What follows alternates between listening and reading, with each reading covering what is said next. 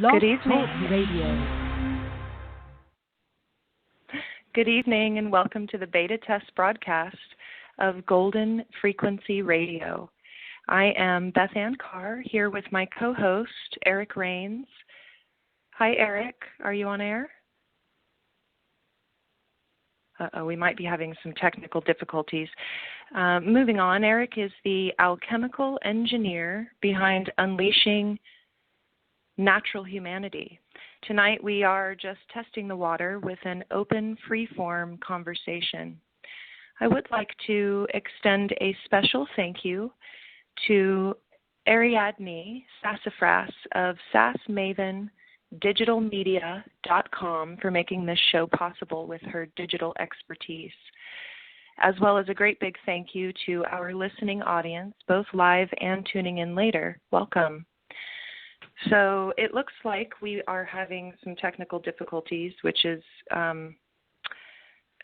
hilarious and just an extension of really pretty much every step of trying to put this show together. Let's see. We're trying to get Eric on the line here.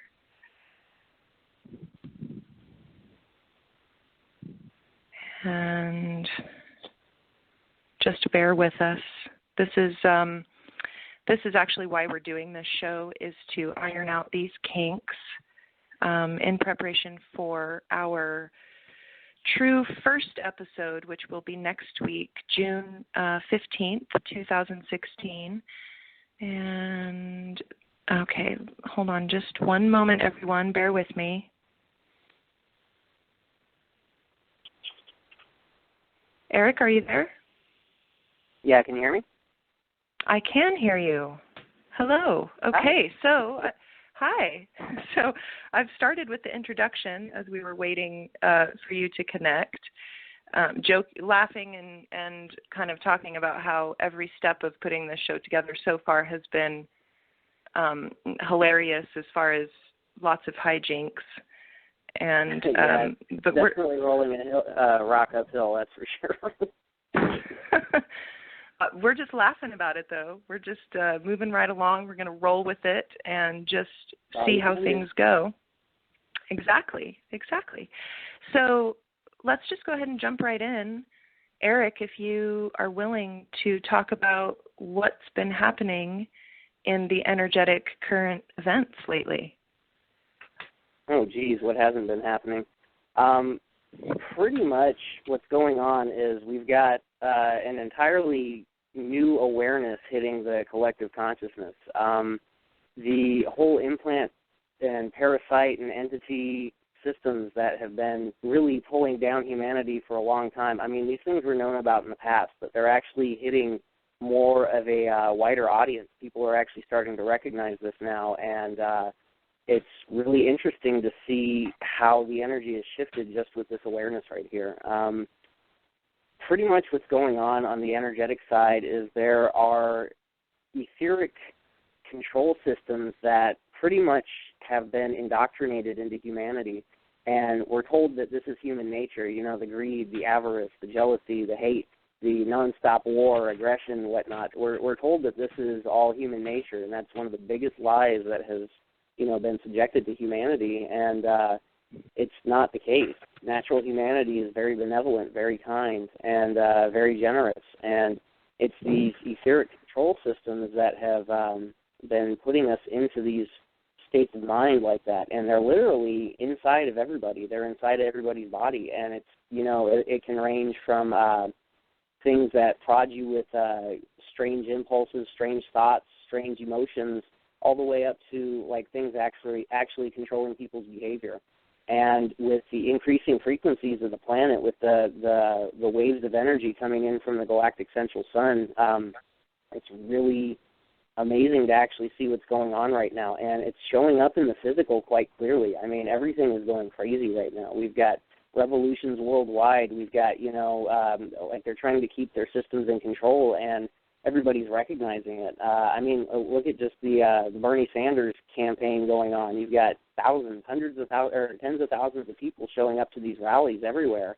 And he's still losing, you know, and like people are recognizing this. They're noticing the voter fraud. They're noticing these systems, you know, and the systems that they use are more than just etheric in nature, more than just energetic in nature. You know, it's the whole rat race mentality that we've been indoctrinated into. We've got, you know, the whole slave money system where they're creating something out of nothing. They create something that has value, but all of a sudden they're owed on top of that, you know, and it all stems back to the energy. It's the energy of the planet that's really starting to rise up. I mean, it's all coming to an end. Their systems that they've been in control with for tens, if not hundreds of thousands of years, are collapsing around them, and it is going crazy right now. It is absolutely going crazy on the etheric level. We've got, you know, higher dimensional entities all around the planet right now trying to help free us, but we are the ones that have to do it.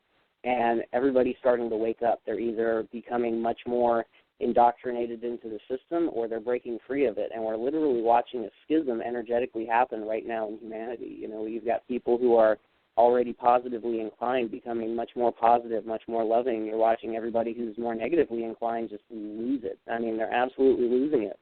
And it's absolutely amazing to, you know, sit right here in the front lines and see all this happening right now.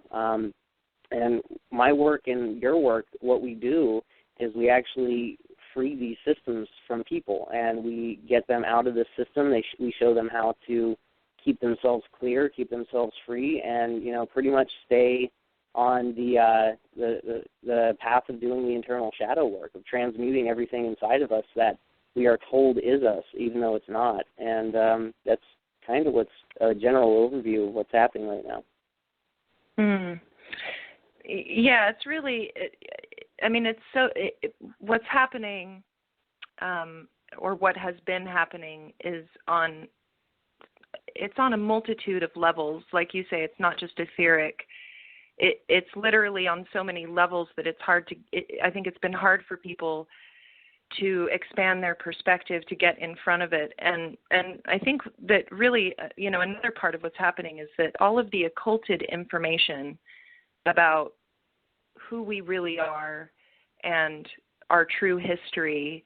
And I mean, I think that even the most basic and simple ideas and concepts and truths have been occulted, and then that gets compounded up to, you know, grand lies, grand schemes of disinformation, and not just disinformation, but really keeping the information of who we are from us. And the energy that's coming in, at least to me, it feels really organic. I mean, what's happening feels like it's exactly what's supposed to be happening. This raising of vibrational frequency feels like a natural event. And as those frequencies rise, it becomes more and more difficult for the parasitic construct to maintain that veil, occulting that information, basically.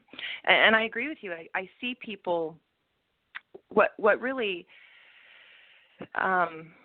takes my attention is noticing, grabs my attention when I notice people that you know, who you never really expect to hear talking about certain things or being open to certain concepts.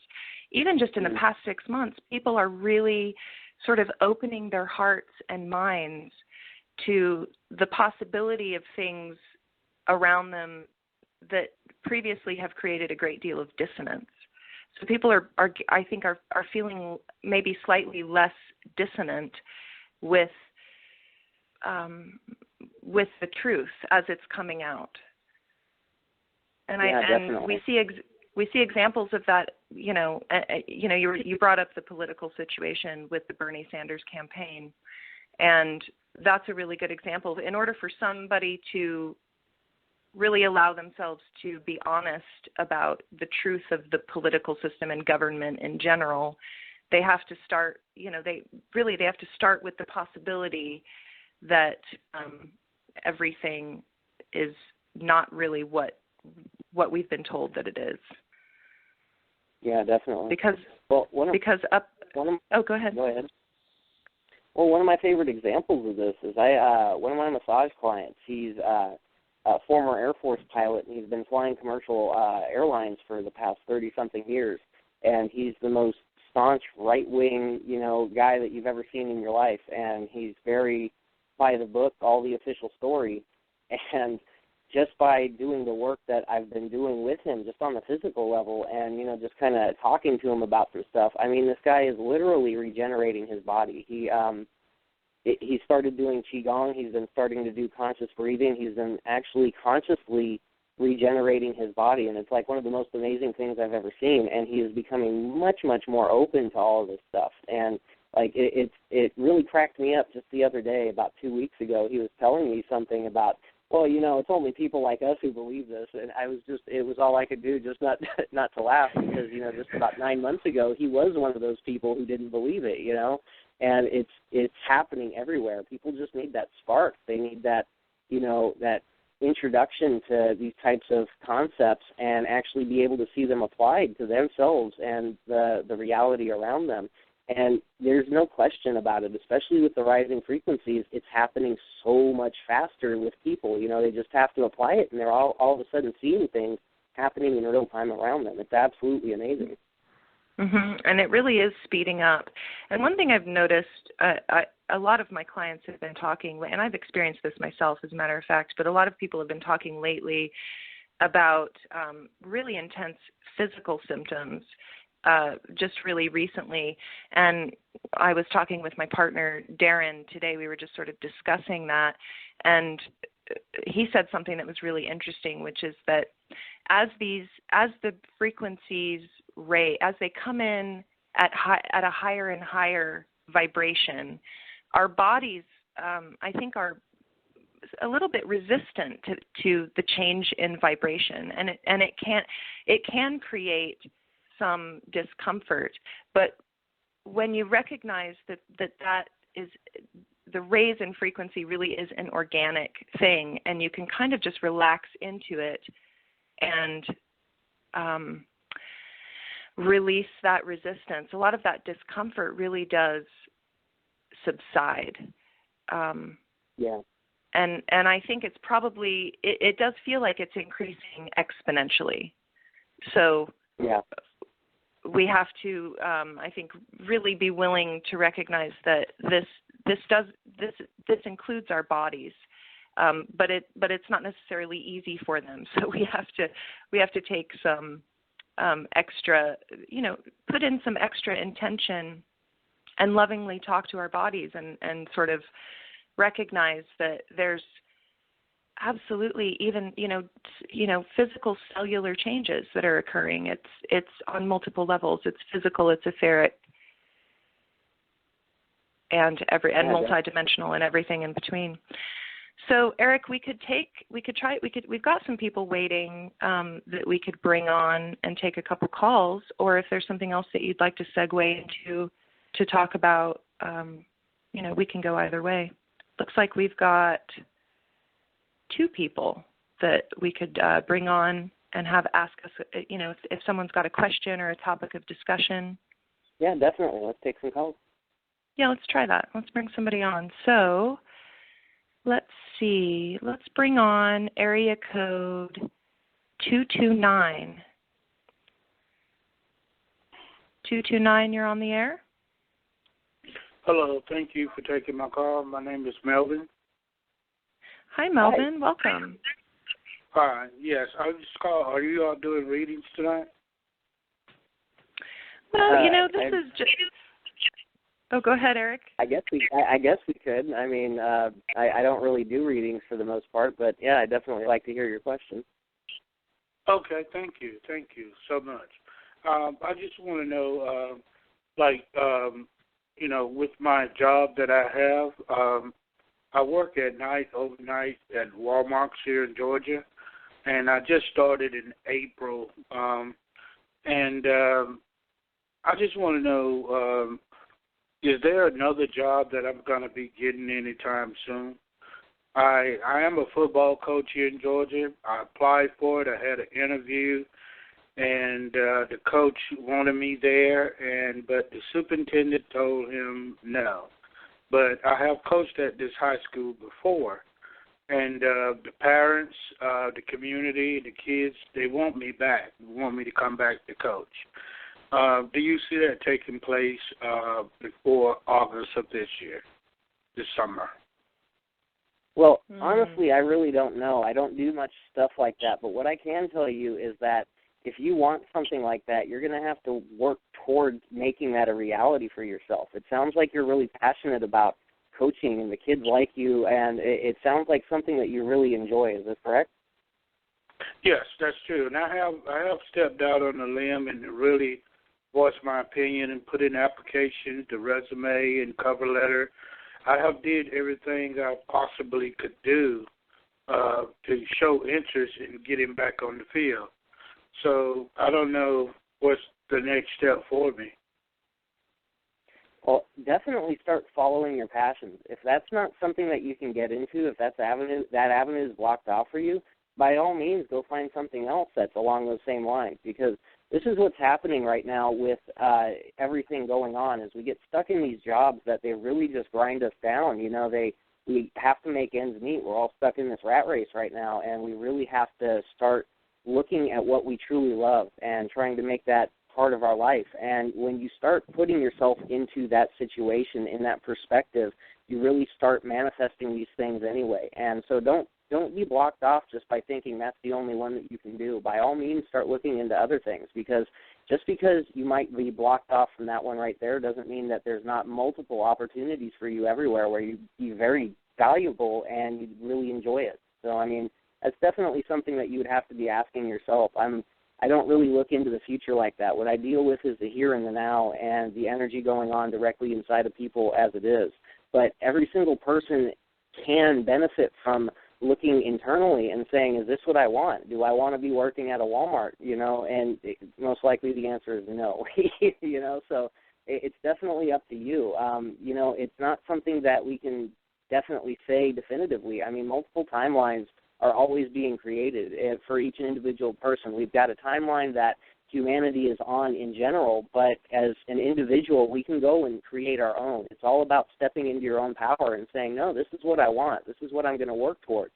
And once you put that energetic manifestation out there, the physical, that's where you have to back it up. You have to start really looking for it and do the work. And, you know, it's not an easy thing most of the time doing the pavement pounding like that. Everything's so easy nowadays. It's all online and whatnot. But if you show up, if you're the squeaky wheel, you know, stuff like that, people start paying attention to things like that. And not just people. The energy pays attention to things like that, too. You really got to back it up. It's a mind, body, and a spirit construct that we're here in this reality right now. And when you apply the mind, you know, this is what I want. You apply the spirit. This is what I feel. This is what I'm passionate about. And then you apply the body. Everything comes full circle. So.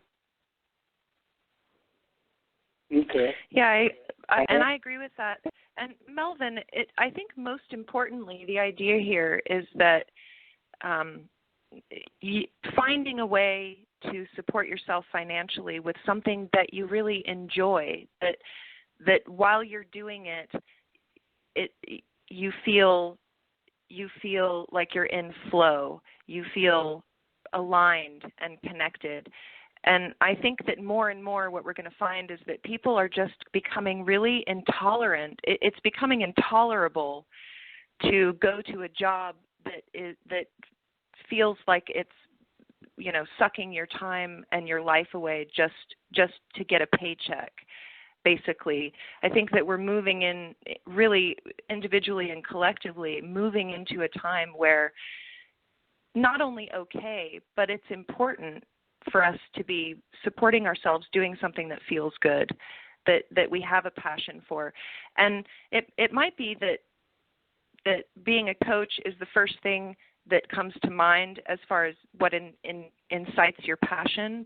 But like Eric said, there might be a multitude of things and something that's even grander than that that's waiting for you. And getting into alignment with the vibration of what that feels like and moving yourself intentionally in that direction is exactly what makes that happen. So you've done everything that you can do, you feel like, from a physical perspective. So maybe putting some intention towards supporting that energetically. Okay. Yes, ma'am. Thank you. Yeah, you're welcome. Is there anything else? Is there anything else that you'd like to talk about or ask about? Well, I mean, yeah, I understand what you all saying about, moving forward with that, because it's not like in my hometown, I have coached football. At first, I started out with the YMCA, then I started out with the middle school, and then I started out with the high school. So I know this is my calling. I'm just having some difficulties with the superintendent of the school. But, I have coached to all 3 high schools here in Georgia in my same hometown.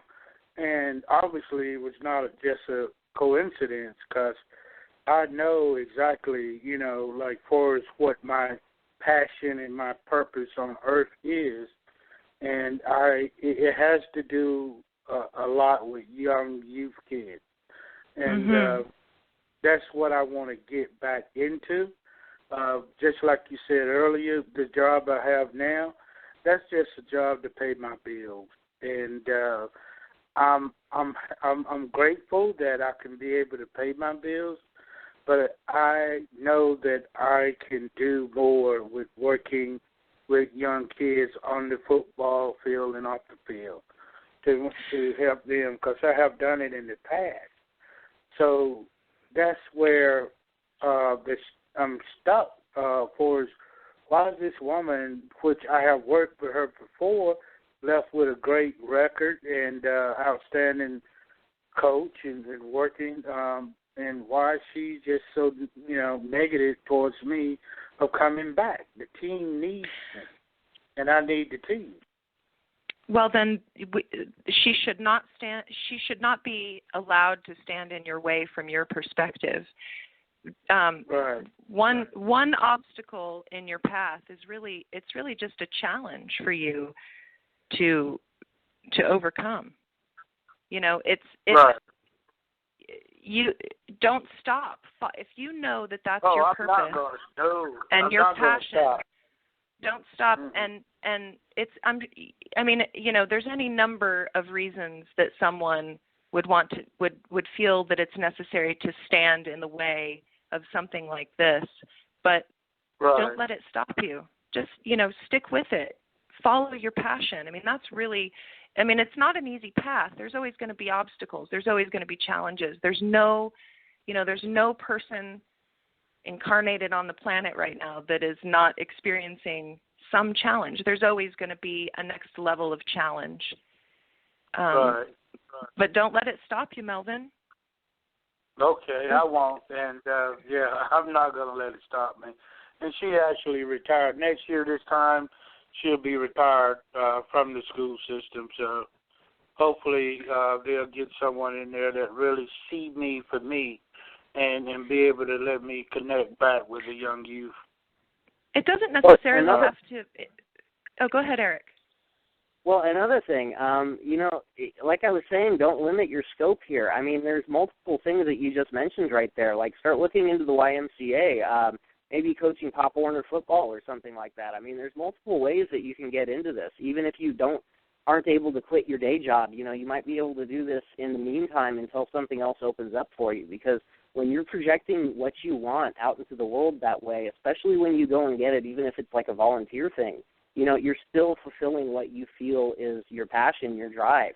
So, don't stop. There's multiple ways that you can do this.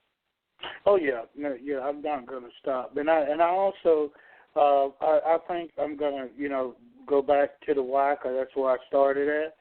And I was all in the newspaper, on the news, and winning with those little kids, having fun. But I'm gonna do that. But I even asked the coach, said, "Look, I volunteer. If you need me, I'm home. Give me a call. I volunteer to coach until you get it right.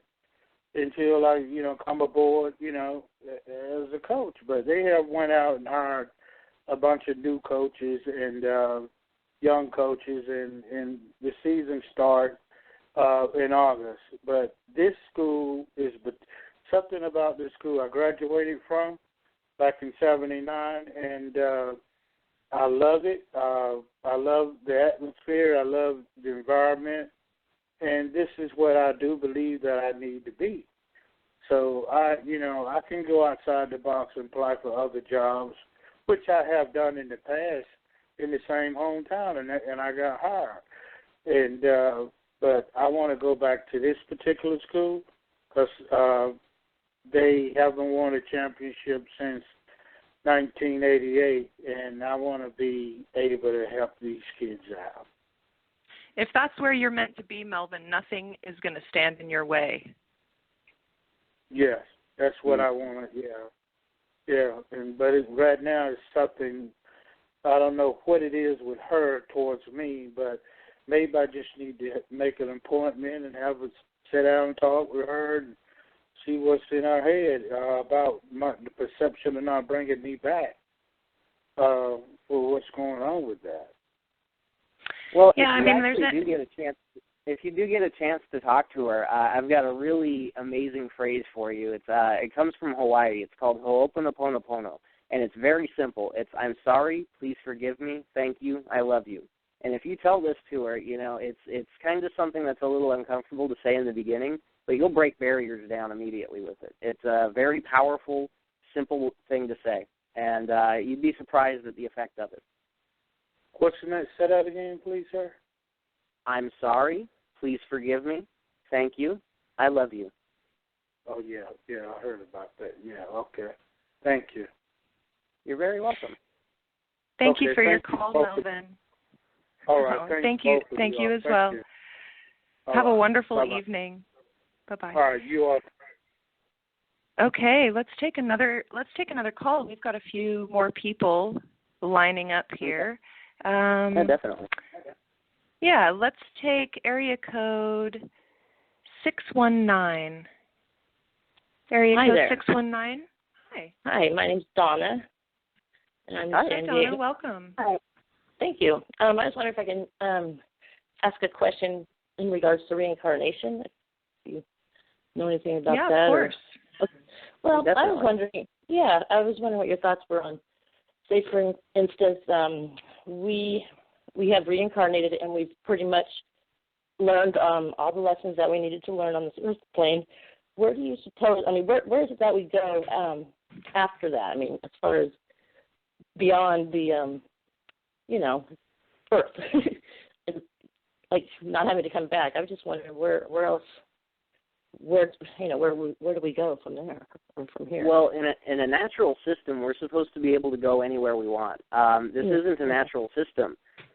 We keep on getting recycled back into this place so that we are pretty much like we're batteries, I guess you could say. We're a giant farm right now, and you're supposed to be able to go anywhere you want. You're supposed to be able to connect with anybody from your soul family that you want, any other planet that you want. It's literally limitless. And right now, pretty much what's happening is we're being hit with massive amounts of energy before we come back into the body here on Earth, and we don't remember anything from before. And the only way that we actually do remember stuff is if we are especially strong with our own personal consciousness and awareness of who we are, and we can hold on to that. That's where you're getting some of these kids who come back remembering quite a bit of stuff, but that's the rare exception.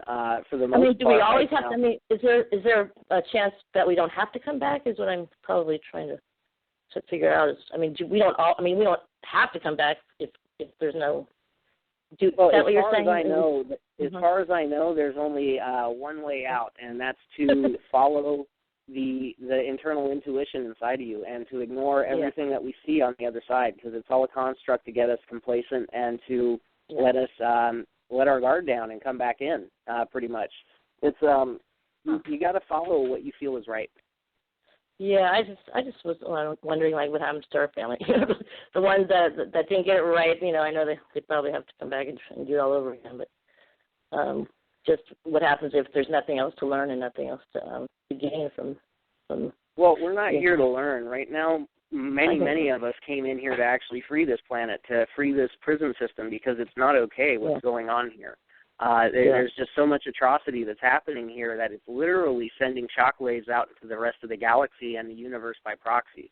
And because we are not evolving collectively, we're halting as above, so below, you know, and we're halting the progression for everything up right now. So a lot of us are coming back to break.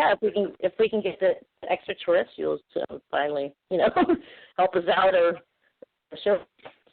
Well, they are helping, but the problem is that humanity's held hostage right now, and there's a lot of stuff going on that if they, you know, just showed up and started, you know, pulling these people in power out and these energetic constructs that are perpetuating this system completely out, you know, there'd be a lot of collateral damage, and it's just not acceptable in the grand scheme of things. Yeah, I guess they're just waiting for the right timing, Okay.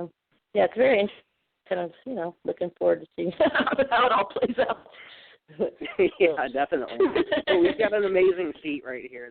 There's billions of trillions of beings that would, you know, really give anything to be here right now, and we are very uniquely able to not just see it, but we're a part of it. And it's all about shining that light inside. It's about bringing in the source consciousness, the Christ consciousness energy, and breaking the system from the inside out, you know. Stay in the now. Don't think about the past. Don't think about the future. Look at everything around you like it's brand new for the first time. And that's how we do it, you know. That's one of the ways. Yeah. Well, thank you. That sheds a little bit, you know, of light of, you know, the questions that I had. Thank you so much. You're welcome. And thank you for your call, Donna. And I think that, you know, another reason that another thing about being here, incarnated here, with the golden ticket that we all have to be incarnated on this planet at this amazing time, is also to remember, to really remember who we are, to get around that mind wipe situation that occurs before we come back into incarnation, where and people are doing that. You know, we really all have access to the ability to integrate all aspects of ourselves and to really get, you know, it's not really a brain knowledge necessarily. We've got multiple levels of intelligence, but really kind of a heart-based knowing of who we really are as aspects of the all that is. And, you know, really the all that is has broken off into so many miraculous and varied examples of incarnation and life experience. And I think, you know, a lot of us, when you start to tap into those, to the holistic aspect of yourself, you really do start to get an awareness of having incarnations elsewhere. And I don't love the term reincarnation because it has a linear time sort of component to it, and you know, time is really just a construct. Well, I'm not even really sure what time is. I guess, you know, there's lots of different theories about it, but it's all happening now. So the aspect of you that is pure source energy before you had any incarnations exists in the now just as much as the human Donna sitting in your body having this conversation with us. And so much more as well. Yes, interesting way to look at it. So, yeah, I'm excited, you know, to try to get it all figured out. And a huge part of what's happening now too is has to do with being here in the body, like Eric says, the here and now, being right here, right now. It's really painful. This is a painful and dense place to be. So it's easy to sort of want to think about getting the heck out. And I think a lot of us really relate to that feeling. But what we're here to do is we're here to be in the body, to integrate all aspects of ourselves into the physical body, into the consciousness of Donna. So you don't, and in a way, it's almost like what you're seeking, that freedom that you're seeking, is available to you through that feeling of like, when am I going to, please don't make me come back here. But the truth is that what we're doing now is going to really, and the end result of that is a planet and an experience where everybody is saying, oh, please let me go there. What a wonderful place. Earth is amazing. I want to incarnate there. And really we're in the beginning of that. That's what we're in the beginning of, is changing where we're at from a place where we're saying, when do I get the heck out of here? And please don't make me come back to, oh, I love this place and I want to come back over and over and over again. That makes sense. Yeah, that makes sense.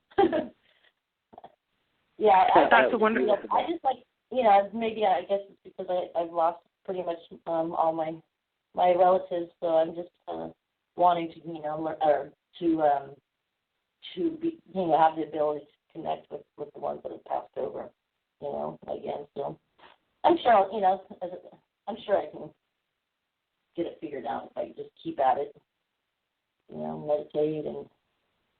Well, there's a resonance of everybody's personality. So, like when you hear about mediums connecting to passed on loved ones and whatnot, that's not really the consciousness. It's not the soul aspect of that person that they're connecting into. What they're connecting into is the crystalline resonance of the Akashic record of the planet. And it's literally that person in every aspect of the sense. It's their personality. It's the way they feel. It's everything that they remembered. But there's nothing new. So if you ask them, well, what's it like on the other side? They can't give you an answer. They're just like, oh, I love you. So I mean, you can connect into that yourself. Yeah, that would be a great thing to learn how to do, is to tap into that Akashic record. Then you can get all the information that you want, everything that ever was is right there. We all have access to the. I think having access to the Akashic is one of the things that we've forgotten, that, it's like being able to see, hear, taste, and touch. And that goes for what we consider to be gifts as well. Clear, the clear senses, the clear hearing, clear knowing, clear seeing. These are just natural senses that we've forgotten how to use. So you can absolutely develop your ability to access the Akashic. No doubt about it. Every single one of us can. I believe that's true also. Yeah. Great. Well, thank you so much. You're so welcome. Thank you, Donna. Thank you for your call. Thanks for your time. Yeah, I really love that, Beth. That was beautiful. Oh, thank you. Let's see. Let's see here. We are going to try taking another call. See, this is what this show is for. Me working out the kinks on how to be a blog talk radio host. Okay, let's see here. Eric, if you wouldn't mind just chatting for a minute while I sort this out. Give me just a moment. Oh, geez, I'm on the spot. You're totally on the spot. So pretty much in connecting into the Akash, that's something anybody can do, but I mean, the question is always how.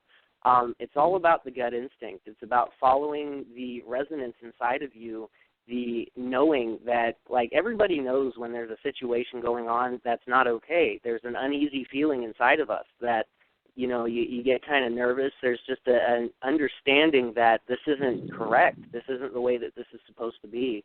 And that's kind of the senses that you want to start developing right there. And one of the best ways that I actually was able to tap into this is I started muscle testing. And, I mean, that's a very simple thing that you can learn on the Internet on how to do. I mean, there's multiple ways to do it. I work with an applied kinesiologist who actually muscle tests the body and then adjusts you chiropractically, and he'll use the body to find out where the dysfunction is. And so when I learned that and I recognized that, oh my goodness, you can literally get a positive or a negative response for any question that you put to the body. It's not just about health. That's when things started opening up for me. I ended up muscle testing for just about every decision that I was making for about months or so. And it got to the point to where I was so familiar with the sensation of the positive feel and the sensation of the false feel, the yes and the no response, that truth, to me, it feels very, very solid. It's a distinctive thing. I can feel truth and falsehood like hot and cold on my hands. And it's all about developing that internal sense. It does take a bit of work, but anybody can do this because we all have it in us. And everybody's body can connect into these things. And, you know, the body knows. The DNA has all that information there. It's just that we aren't able to access the quantum computer in the way that we're supposed to. We've been shut down. And so by starting to really pull in this information and make it yours, that's where you start with this connection right there. And, you know, you can connect into the Akash at any time without even realizing that you're connecting into it. Like, you know, somebody asks a question and then you start talking, you know, and you give information that's very valid and to the point. You're directly connecting into the Akash, and that's a lot of the stuff that I do. Like, I really enjoy when people ask me questions on the spot because then I can really just step aside and allow the information to flow through. And, you know, muscle testing, honestly, that's one of the most powerful ways that I know about connecting into it. But it's about not just feeling that sensation and feeling that resonance, but it's actually about acting on it as well. It's not just, you can't sit there and say, well, this feels this way and this feels that way, but I'm going to ignore it anyway, because then your body's going to recognize that, hey, you're just ignoring it, so why am I going to give you this information? You know, you're utilizing something very powerful, very ancient, and you're making it like a playboy, you know. And so that's kind of one of the things that you have to start doing is when you feel these resonances, when you feel these vibrations, you have to act on it. And that's really, really powerful in ways to connect into it. And that's just getting the body tuned in. There's ways energetically to connect, too. The planet's got a vast, vast consciousness.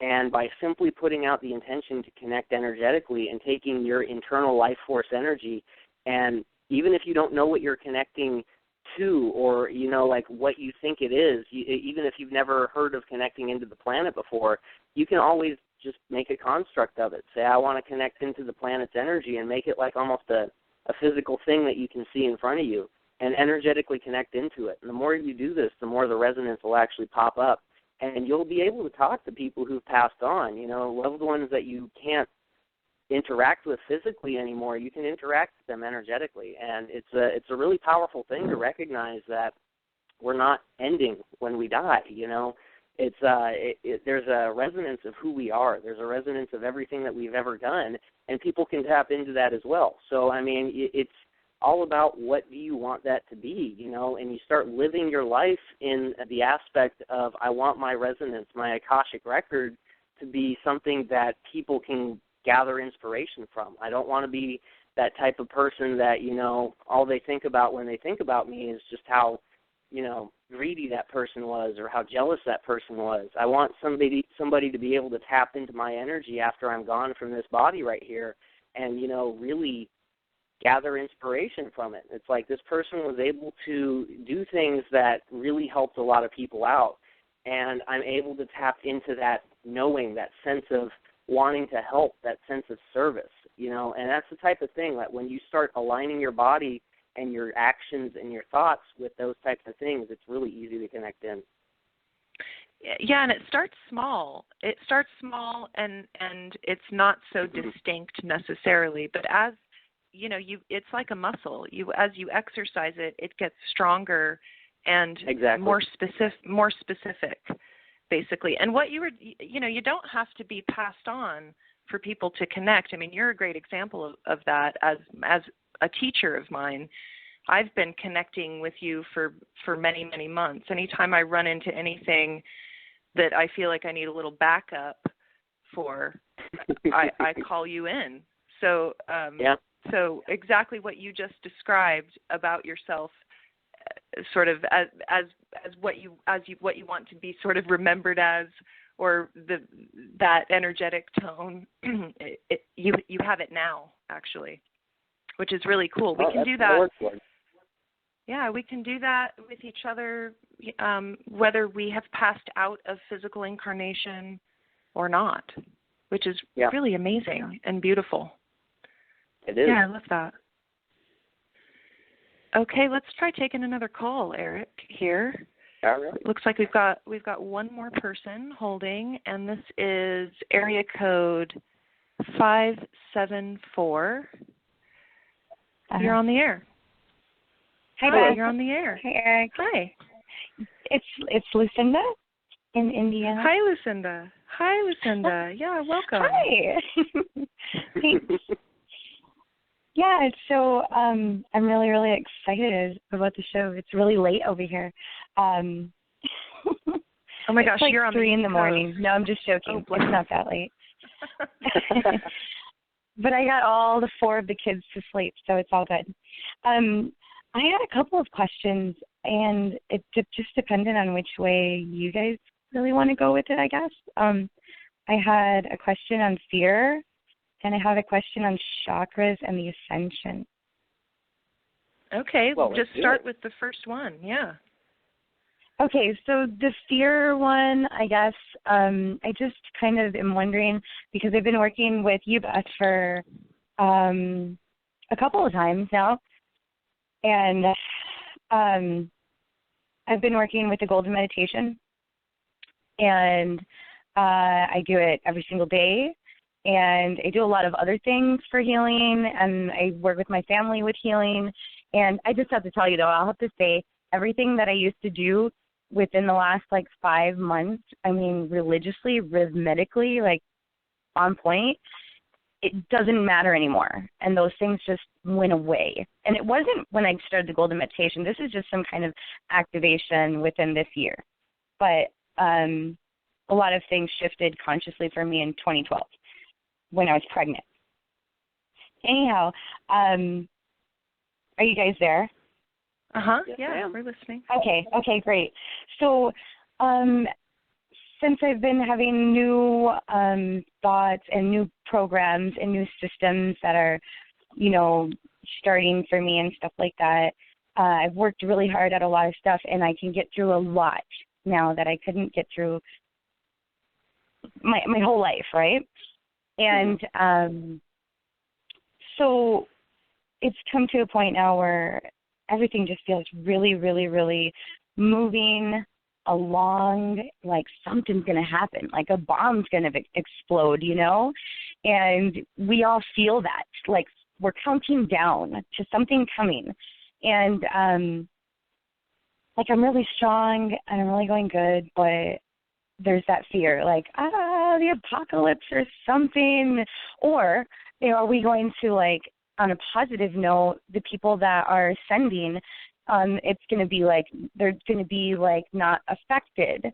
But I still, regardless, have this anxiety, anxious fear that is still underlining, hiding under there. And I'm not sure if I can even pick that out, can I?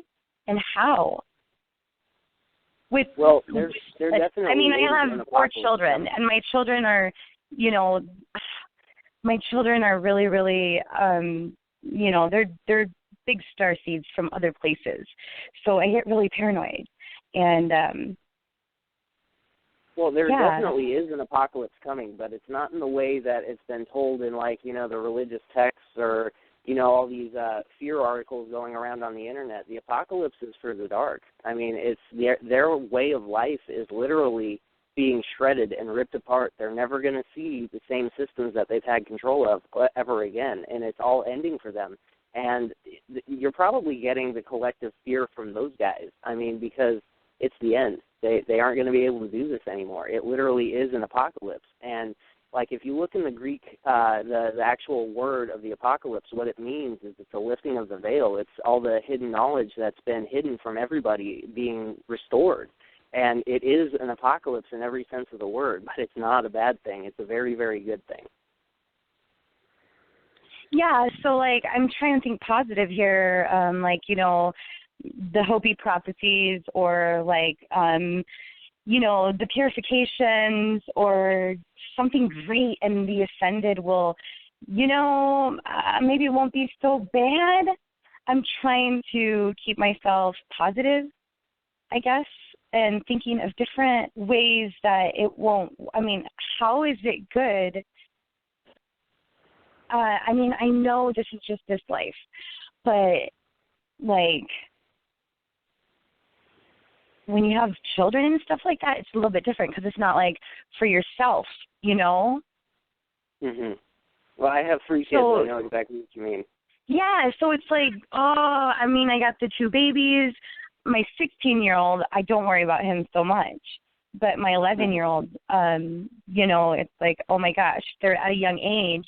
I know I can do the golden meditation and it works. And the awesome part about the golden meditation when I do it is that I'm able to, when I, have them convert in the end, before, I send back to source any negative, anything that doesn't want to convert, I can't do that last part well, but I can definitely do the converting. I can feel it. I can feel it change. Yeah. But it's not, I always work with not the emotional change. It's just like medical, physical aspect of it. Should I be doing it emotionally too? And maybe that's something that maybe you can do a topic somewhere on that. Well, that's a really good question. I've never really thought about that before. Beth, you deal with fear is like emotion for me, Yeah. I'm not sure that I understood the question. Can you repeat it? Like, this is the only thing that I forgot to tell you about the fear topic question, is that it has a lot of the golden meditation. I wasn't sure if that was okay with you guys. But like the golden meditation, when I use it, the golden light meditation, right? Mm-hmm. When I use it, I only focus on like medical issues or pains or healing within my physical body, not emotion. I just realized that I was talking to you. I think I was supposed to say that. That's actually that is a really important point. Now that I understand what you're asking, because you're a holistic you're more than just a physical being, right? You're mind, body, and spirit. So I would say absolutely encompassing yourself holistically within the golden shielding. Yeah, for my fear, I think we just answered my question. You answered it yourself. Yeah, you just answered it yourself. Yeah. So, and coming back to the idea of the apocalypse, it's and I just looked it up while you guys were talking, so I can read it directly. Yeah, about the Mississippi flooding. Well, it depends on. Oh my goodness. The definition of apocalypse is really unveiling or revealing. It's a revelation. So when you look at everything that's been occulted from us, our true history, remembering who we are, the apocalypse is the revealing of what's been occulted. And I think that it could be what you're talking about is the anxiety. And I know that I've actually felt it the past couple of days, and I've had to really trace it back. And I think some of that is really just, it's just the unknown, right? We know something, we know we're on the verge of something, or really, I think more to the point, we're in something. We're not necessarily on the verge of it. I think we're in it. Yeah. And it's an unknown. Yeah. And this is where people get really trapped in, kind of stuck in a rut, in a cycle, in a program, in a pattern of response, that it's almost, it feels less scary and more comfortable to stay in the rut that even if it's miserable, than to jump out of it and travel down the road of the unknown. If you don't know what's coming, there's some anxiety involved in that. But it's also exciting. And, it's like I told Eric before the show. It is. That's exactly how I feel. I feel really excited, but there's fear mixed. It's really crazy. Like, how can you be really happy and really afraid at the same time? This has never happened, right? Kind of like my nerves before the show. I told Eric, I was like, ooh, I'm getting nervous. And what was it that you said to me, Eric? You said... fear and excitement are the exact same thing. It's just through different filters. Like, if you look at the physical response of excitement, you get a nervousness in your stomach. It's both adrenaline kind of connected too, I guess, in a way, or down the line or something. It's the exact same thing. It's just through different filters. What you want to look at, this is the way I deal with fear. I've never really thought about encompassing my fear into the gold light. I'm actually going to maybe try that. Well, I don't really feel fear very much anymore because I've transmuted it so much.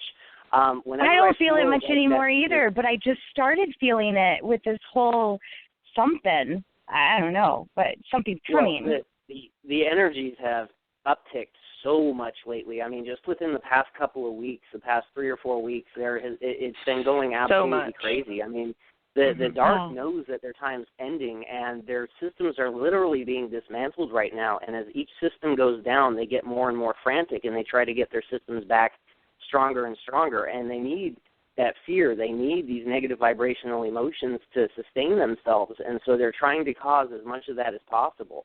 But the way I deal with my fear is if I'm in a situation where I am feeling that adrenaline, where I'm feeling that fear, I recognize right away that death is not the end. We are energy. We are eternal. And even if this body ends, I don't. And when you really start applying that, you recognize that's where most of our fear comes from. You know, we have scared of medical issues, scared of separation, you know, things like that. And it all comes down to really the fear of death. And when you recognize that we are eternal, that really puts into perspective who we really are. And nothing is scary if all of a sudden you lose your fear of death, because once we recognize that we aren't ending, you actually start to look forward to it. You know, it's like I want to see what the next step is. I want to know what the next part of the journey is. And so when I feel fear, what I do is I go into it and I say, well, what am I scared of right now? What is actually happening here? What is this filter that I can shift inside myself to end this fear that I'm feeling and turn it into excitement? And so right now you're worried about, you know, what's going to happen with maybe some massive earth changes or something like that, what's going to happen to your kids and, you know, things along those lines. Yeah, well, I think it's a lot of, like, the weather with HAARP and flooding and living by water. You know what I'm saying? Like, Well, definitely. Well, you know, here's the thing. The weather, the HAARP, you know, all that stuff, that's all artificial. And it is not part of the consciousness-based sciences. And we can literally transmute the weather. We can transmute the earth changes with our intention, with staying in center, Did you guys see that post about the chemtrails where you can watch it go across the horizon? Probably. There's a whole bunch of them. Yeah, that's so awesome. A lot of people said it works, so that's great. Oh, yeah. That's some positive notes. One of the things that I recognized is I make plasterite. It's a different form of organite that's really, really powerful. And I heard you talking about that. Well, when I started making it, I recognized, like, oh, my goodness, it's like literally ripping the stuff out of the sky, and there's always blue sky above me. I mean, I've got plasterite around, but if I'm in an area where I didn't bring any with me, I can keep this blue sky up above me. It literally rips the chemtrails apart just because I understand that our consciousness can literally create what we want, and I don't want to see that. I don't consent to it one bit whatsoever, and by just applying that understanding and knowing and looking at the sky and say, I know for a fact that this is not going to stay there, it doesn't. We can literally do that with anything, you know, earthquakes, volcanoes, you know, stuff like that. We can even it out. We are incredibly powerful, and this is our planet, you know, and we can change whatever we want with intention. And so everything that they're doing, it's all artificial, and the artificialness does not have the power that the consciousness has. This is what we're here to remember. If we needed to make huge changes, would it take many of us to make huge? Definitely. We're always more powerful together than just by ourselves. But each person, when you step outside of the fear and you say, this is what I want, you can be in the eye of a hurricane with, you know, the eye of the hurricane is pretty calm, but you can be in a really nasty type of weather situation and you can walk through it unscathed. You can completely just bypass any of the fear, any of the damage that can actually happen, and just not accept it. Say, no, that's not what I'm here for. That's not what I'm doing. I do not consent to this. This is something outside of me that I didn't agree to, and I'm not going to do it. And so you can walk right through the middle of a bullet storm and not get touched. Crazy. I'm sitting here running through my mind of thoughts and listening to everything, and remember that there was this quote that I just seen the other day, that you have to face fear, like you have to go into fear, which would be like the darkness, to get to the light, to get to see, to get to the bigger picture out of fear. Oh yeah. Yeah. If I'm ever afraid of anything, I just the wrong end. Right, I guess just the shadow phase. Hello? Yeah, I'm here. Yeah, It's I'm just here. wild. We just had a little moment of silence. Yeah.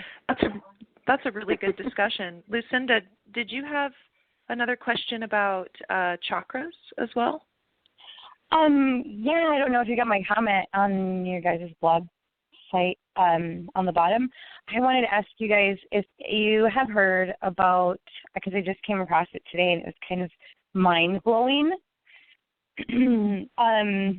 Oh, goodness. It's the new chakra timeline that is coming.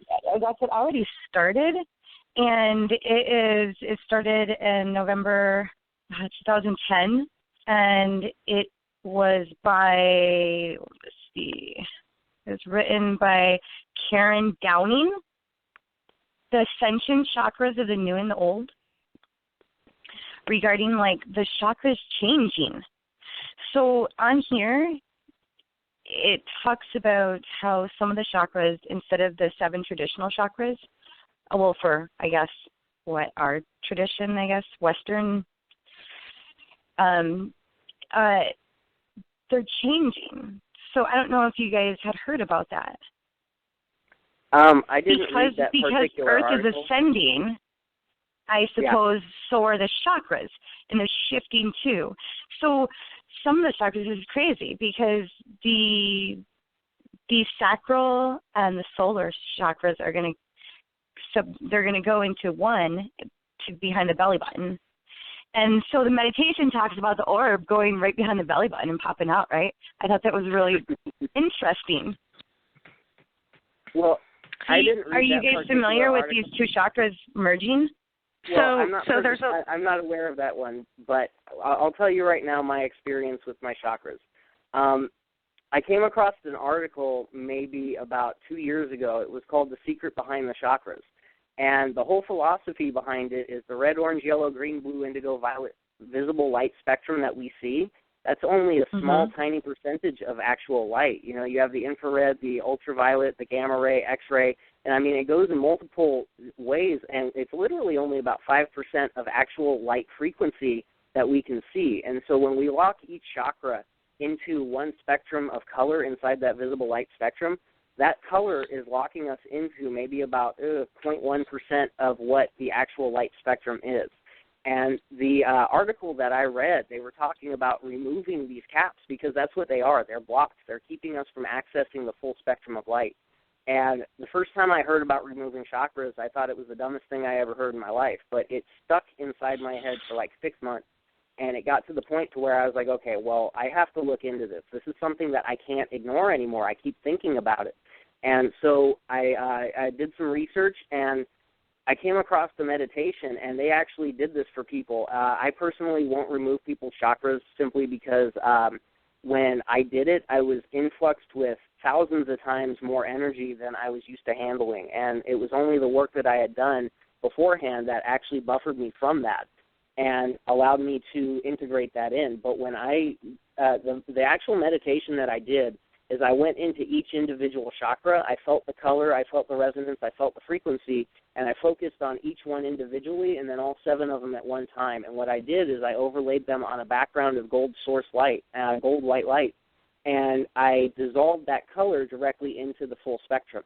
And what happened was my heart space exploded. I had a 1.5-foot bubble around my heart space for about maybe 2 weeks afterwards that was about 35 degrees hotter than the ambient temperature in the room. And the amount of energy that I could actually focus and work with, it was magnified thousands and thousands of times stronger. And so this is actually documented. The ancient Chinese knew all about this, and they still utilize it, and they're called the Dantians. And what you're talking about with the integration is I only have 3 now. I have one below my belly button, I have one in my heart space, and I have one in my head. And so the throat and the crown, it all went into the third eye area, and then the solar plexus and the heart space merged into one. So it's like a big giant star right there. And then the sacral and the root merged together into the Dantian area right there. And you can actually use this to buffer yourself with so much energy that it's almost impossible for like these systems to even touch you. And this is it was actually this right here, this unlocking that I did that allowed me to recognize the resonance of the implants to begin with and the parasites to begin with. And that was the start of all of this, was by integrating my chakras into 3 main centers. And I liken them to the difference between like the old chakras that I had were like a blue screened off computer, and now I have like, you know, a PC that, well, let's say something that runs correctly, like Windows XP, you know, like, but it's the difference between having to input each command in for what you want into each one and then concentrate on it, it's completely gone. I put the intention into my heart space, and then everything else is taken care of, and the energy follows suit. So, yeah, I completely and totally agree. The chakras are not going to be the same anymore. They are ascending just like we are. Yeah. Do you think they're ascending differently in different people? Yes, like absolutely. Like not as far as timeline wise, but like as far as like say you got the 3 you got. Do you think some people maybe have 4, like maybe 1 in the root? You know what I'm saying? I don't see why not. Well, the energetic center is still there. It's just that there's command centers inside of it that utilize everything. Well, the article that I was reading had 4. That's why I asked, and it's the only one. It had what you said, like how yours are. And everything merged, and then there's like that 4th one that's in the root though, and it supposedly like I think the crown chakra goes into the root chakra and merges with the root. It's really wild. I was blown away by it. I was like, okay, wow. But I'm totally thinking about like instead of freaking out about the change, just go with it, you know? Go with it. Rock it. That's all you can do. I mean, it's going to happen regardless. You might as well own it and rock it. Right. You just got to go with the moment, be in the now. Yeah. So I've had some level of chakra integration much more slowly and incrementally than what Eric has described. And in fact, even just today, Eric walked me through a little bit of a meditation to move further in that direction of chakra integration. And what I experienced was not something that Eric has described, and it was really rather unexpected for me. I went through a meditation today and had a perception of no energy centers, but rather sort of a central channel of energy, but not with definitive outer barrier. And then wow, that's interesting. Well, and what appeared to look like either a river and tributary system or like a vein and capillary system in gold throughout my body and the etheric body. And I don't have any idea what that means, by the way. So I'm just rolling with it. Yeah, it's kind of like that portal that you found. It's like, what is it and why? But it's good, so let's keep it. Yeah, I mean, sometimes we don't need to know the detailed facts. Sometimes we just need to be able to resonate with it. And I've not felt... Yeah, I've been told that before. I've not felt a real draw to or an urgency to integrate my chakras, because even if they are blocks, I'm willing to do that. You know, I don't have to get all my healing done in one fell swoop. I've been really comfortable with just allowing that integration to happen as I feel as though it's necessary for it to happen. Yeah. Yeah. Do you think that when you guys do sessions, do you think that you would be able to tell if someone's chakras have ascended with them, or if they I mean, there's no doubt if they're talking to you, they're probably already ascending in some way. But, I mean, like, do you think that you would be able to see that their chakra energy points had merged? Without yes, a doubt. It's a completely, totally different field. Tough. I can see it with Eric that's really neat. clearly. Yeah. Eric is a really great awesome. example because he's so fully integrated. So when you tune in and quote unquote look at Eric, as far as his energy, he looks really different than perhaps someone standing next to him who has the traditional chakra system. Yeah, it's very obvious. Yeah, and that's because the energy is flowing really well, right? Mhm. Because everything's moving good. Okay. So the day that I found out about chakra removal, it was crazy because like I had just started. I knew about chakras for a long time, and then I found out about Kundalini, like really crazy, wild story. I'm not even going to get into it, but it made me cry. It was so like freakishly awesome. It happened, those crazy things that happen, like mind-blowing things when the universe is forcing you kind of to like, or like giving you the elbow, like, hey, wake up. So anyways, I had found about chakra removals because I was kind of panicking about Kundalini and if it was painful and stuff like that. And I found about chakra removals, and I stayed up really late researching it, and found somebody to do it. And then woke up in the morning, and a purse that I had got, some fair trade purse that I had got, came in the mail, and it came in with a card that simply said gift message, and I flipped it around, and it was like a postcard, and it said, allow Kali to ascend. Use your light work in the world. And that freaked me out because that night before I didn't even know who Kali was or Kundalini or anything, and I would have just thrown that little piece of card away, and nothing else came with it. So it was like it manifested itself. Either I did or the universe did. I don't know. But so I didn't remove my chakra. I didn't go any further into chakra removal because I got a message come in telling me to let it ascend. Oh, how beautiful that you paid attention to that message and you listened to it, because the messages are coming in. They're coming in everywhere all the time. I mean, it was like physical though, like mind blowing. I've heard people that they find petals, like of roses around their house, but I got something in the mail.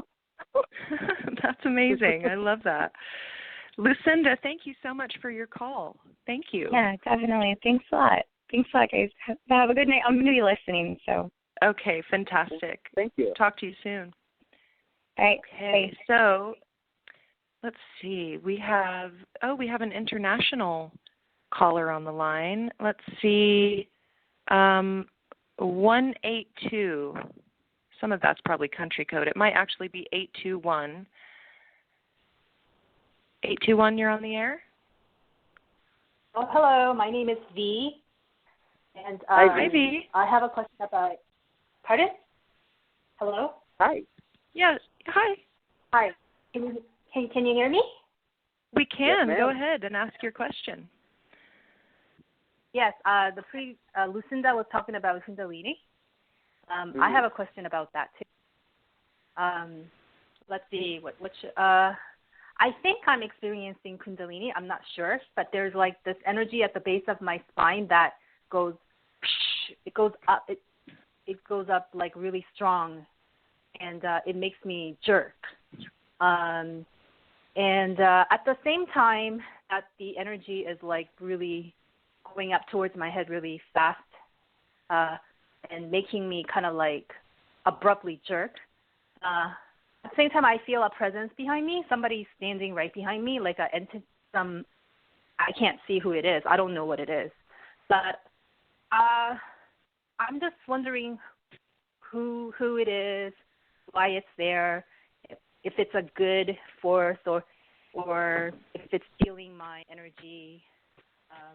Because I also have like chronic fatigue syndrome, so I wonder if there's any entity attached to me that's stealing my energy. and if it's making my Kundalini go up so that it can take the Kundalini energy. I just don't know. I'm just taking a guess. I really don't know. Well, I would first off ask yourself, what does it feel like? Does it feel malevolent, or does it feel like it's beneficial? Like, that's the first question that you always have to ask. It's all about internal discernment. And I'm not tuned into you. I don't, I can't get a good look at you right now. But that's the first question I would ask. What do you feel? It just feels like, how it doesn't feel malevolent. I would say it's like when a human being is standing behind you, and you turn around and there's somebody because you feel somebody's presence, and then you turn around and there's a person. It just feels like a person is standing behind me. It doesn't feel negative or positive. And I would say the next question that I would ask V is to identify themselves to you, whoever this being is.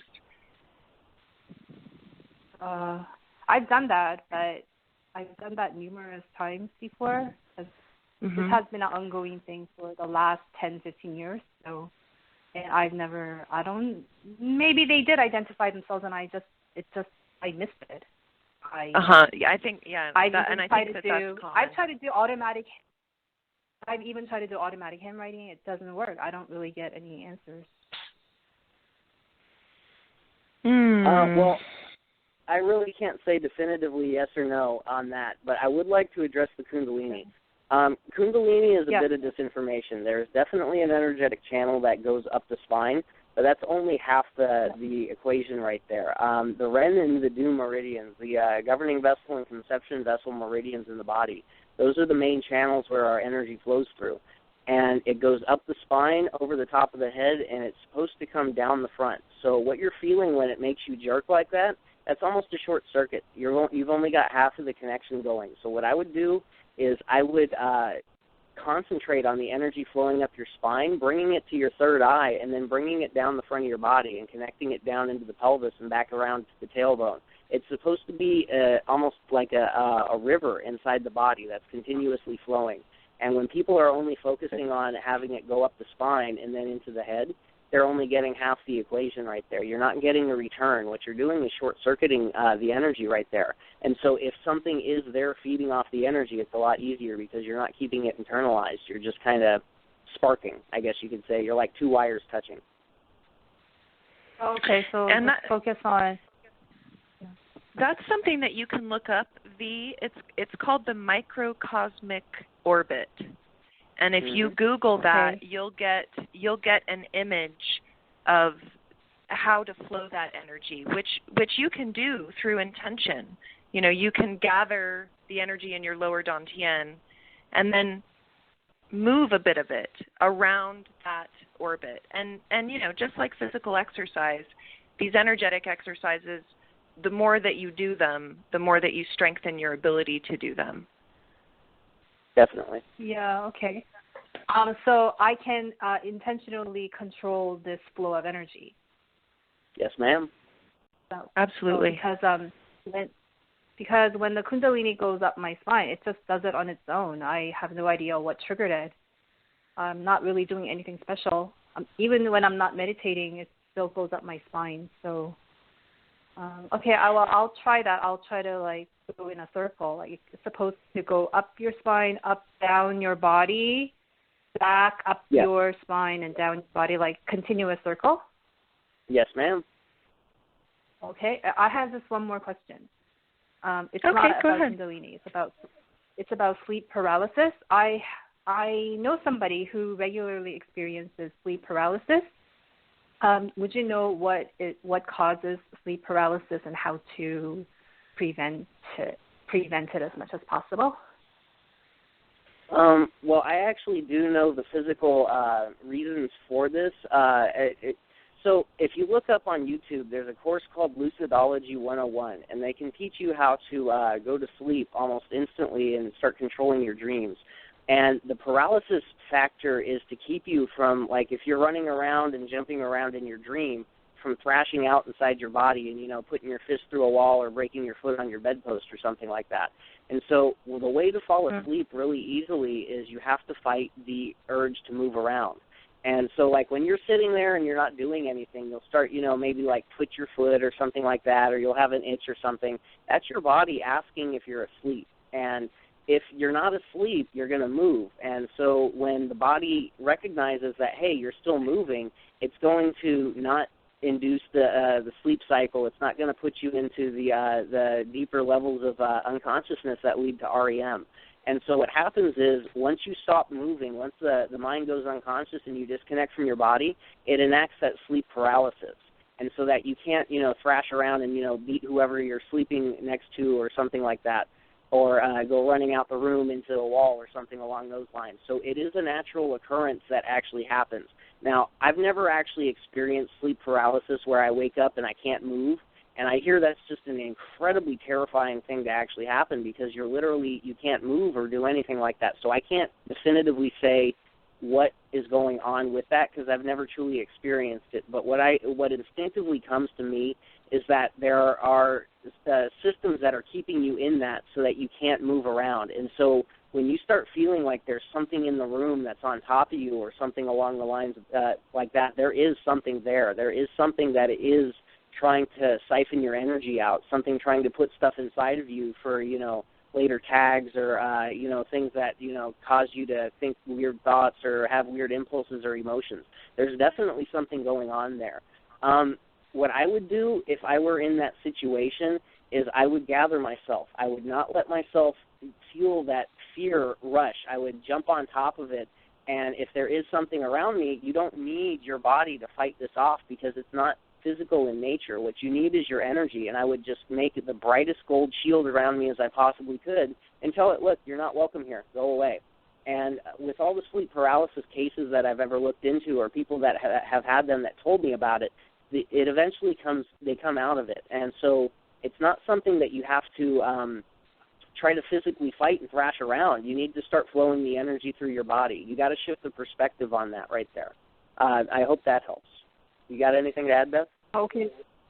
I don't know. I've never experienced it myself. I have heard. I think that there's sometimes a correlation between sleep paralysis and astral travel, and one of the things that comes to me is that I think there could be a short period of time as you are moving out of body, but you're consciously aware that you just become aware of that physical response where you were talking about.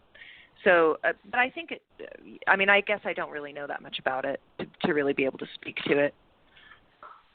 So Eric, what was that video on YouTube? Oh, sorry, go ahead. What was that?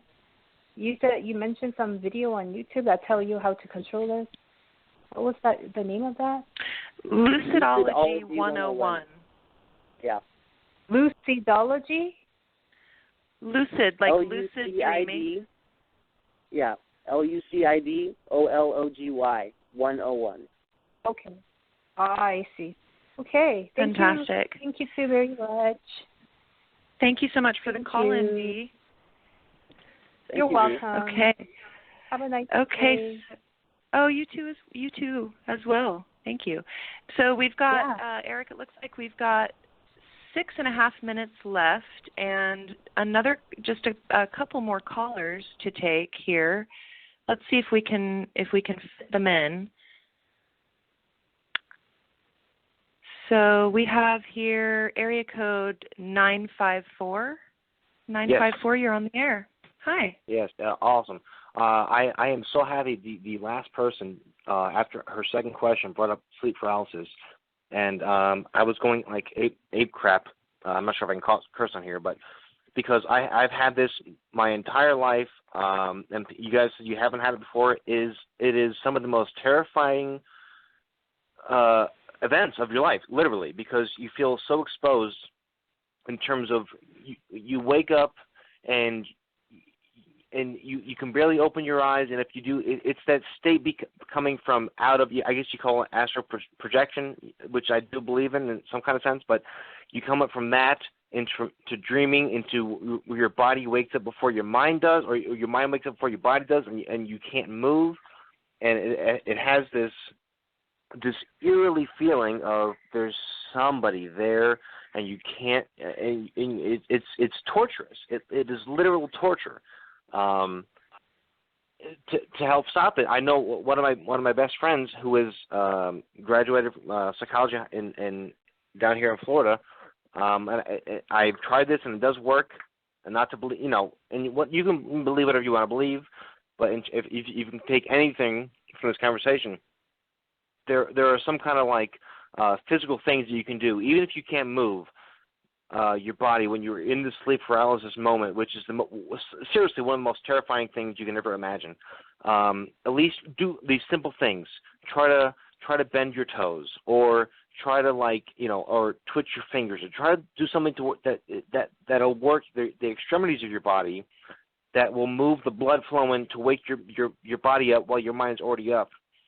And it really does a lot of good things. I swear to Christ, I'm 30. I've had this literally as far as I can remember, and I have it every other night. And I know how to get out of it, but I don't know how to stop it really. But sorry for rambling. Beautiful. But, Thank you for sharing that.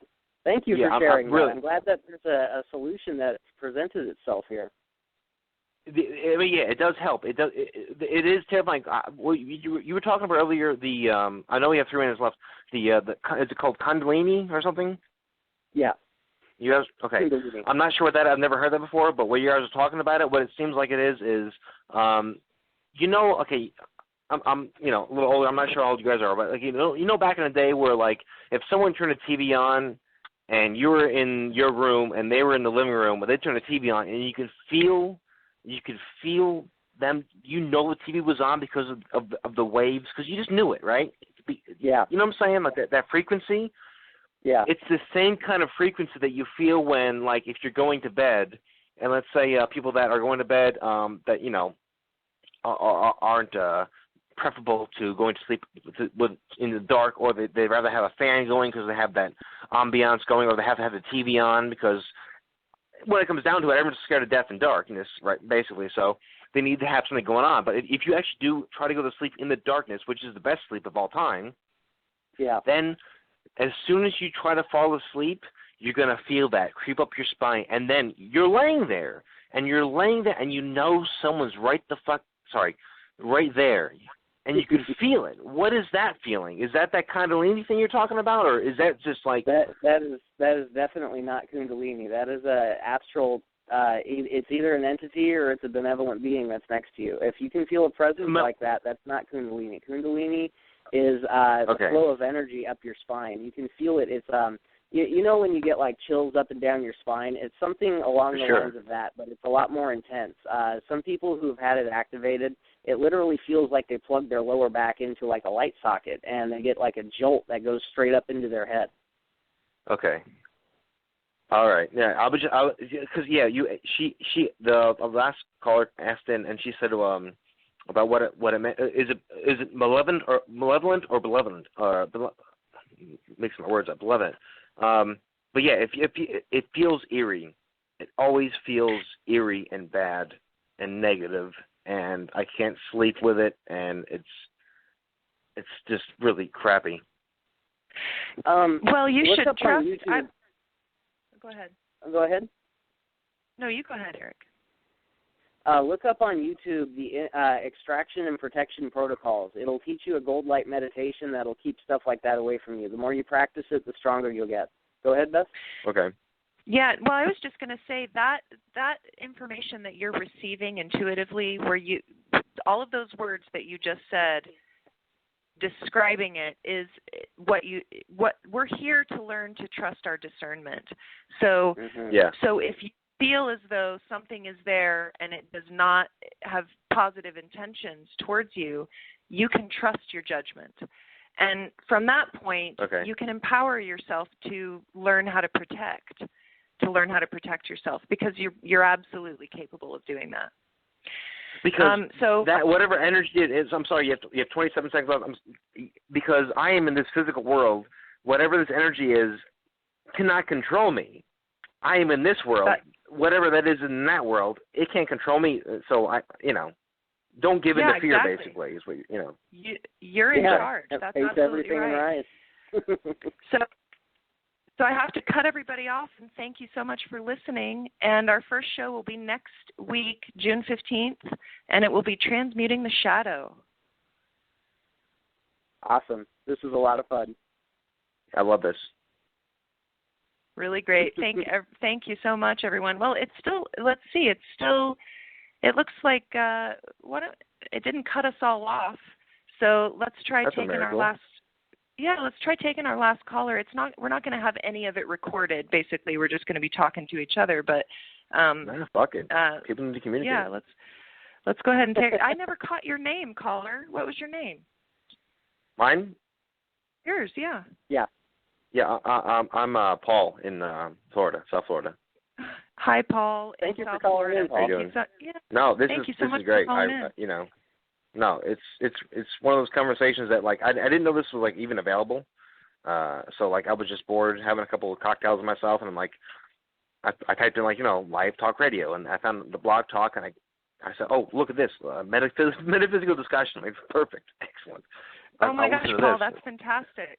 Well, you should know this is our first show. This was our really sort of our beta test show, and our first actual episode will be next week. So come back, check us out again. The 15th, I'll be there. No, yeah, that's awesome. Wonderful. Thanks again, Paul. Thank you. I really appreciate you calling in. It's good to have a solution present itself so quickly like that. I know, that is really great. So all of the people out there with sleep paralysis know that if they can just try to wiggle their fingers and toes, that they can get some relief. I'm definitely going to be passing that along to people who ask me. I'm not sure. Am I still on? You are. I don't know. Well, we're not. I don't even know if we're broadcasting, but yeah, we're still on. We're not broadcasting. If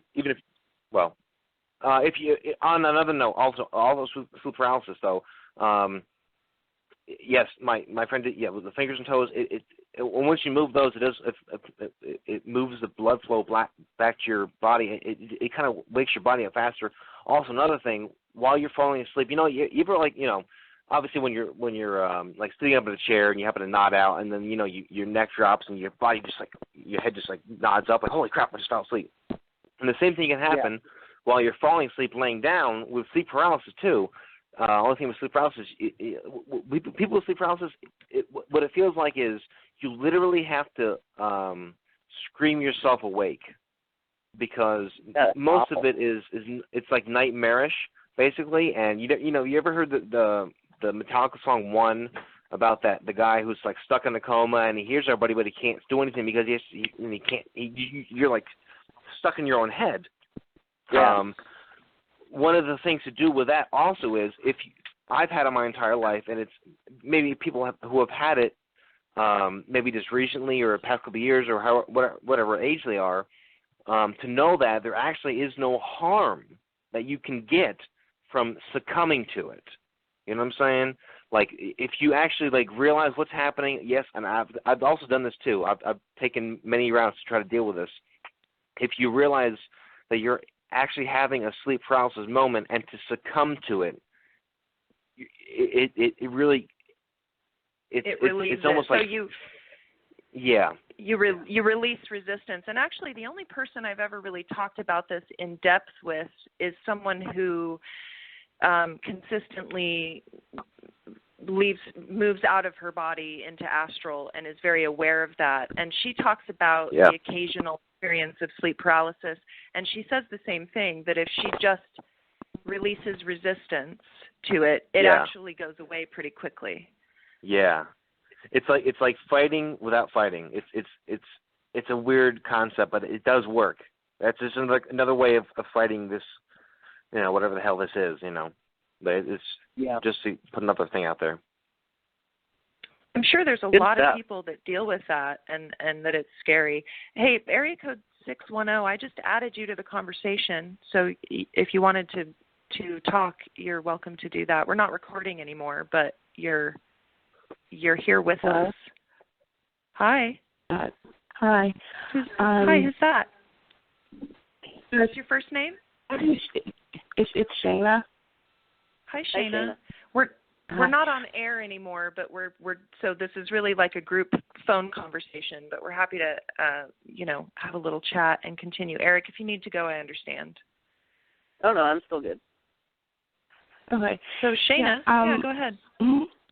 Yeah, I just had a question. Like, the first question is, are you doing readings as far as I can ask the question as far as what I want to say is, what do you sense? What do you sense for myself? As far as the first question, is pregnancy.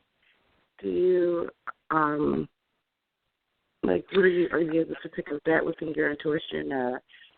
No, that would be my first question to ask for myself. But I guess the first thing we should say is that neither Eric nor I are psychic, and I do offer an intuitive reading service, but I'm not sure if I can. So you're wondering if you are pregnant, if you're going to get pregnant. Is that sort of your question? So I'm wondering, am I pregnant now? I mean, of course I know the realistic steps to go about finding that out. Oh yeah. It was just something that I want to. Mm-hmm. I couldn't tell you. Yeah, that's not something that I could tell you either, really. We're more here to just have a sort of a discussion as opposed to doing readings, really. But okay. But yeah, that's it. Actually, determining pregnancy like that, I think, tends to be a pretty difficult thing to do. Yeah. Uh-huh. Yeah. Yeah. Go ahead. Was there something else that you wanted to talk about or discuss? Yeah, what are some ways that you would say a person can I would say for myself, can relieve stress, anxiety or difficulties with sleeping. I would actually suggest what Eric suggested to the previous caller, which is to go on YouTube and search protection and extraction techniques, and there's a fantastic meditation that Eric has recorded that is it's a shielding meditation. So it basically walks you through creating a shield of your own out of pure source energy, and that's a really great place to start. I would suggest that. Yeah. Okay, and thank you for calling in, Shayna. Sorry that we couldn't provide you with a reading. Oh no, that's it's not really an issue. That was just sort of the question I had. But my main focus was a question that I did ask was about ways to relieve stress and sleeping and things like that. So thank you. Yeah, managing stress and anxiety. That shield is it's kind of an all around helpful thing. It helps address quite a few various. One thing I'd definitely like to add is deep abdominal breathing, using your stomach to breathe and taking nice, slow, deep breaths and sitting there for 2 or 3 minutes doing that. That'll calm you down from the most craziest anxiety you've got. Yep. Yeah, and quite often when we're anxious, that's right, we don't breathe deeply, do we? We tend to hold our breath or breathe really shallow. And when you can become conscious of your breathing and deepen it and slow it down, yeah, it really changes everything. All right. Good night. Thank you. Thank you both. You're welcome, Shayna. Good night.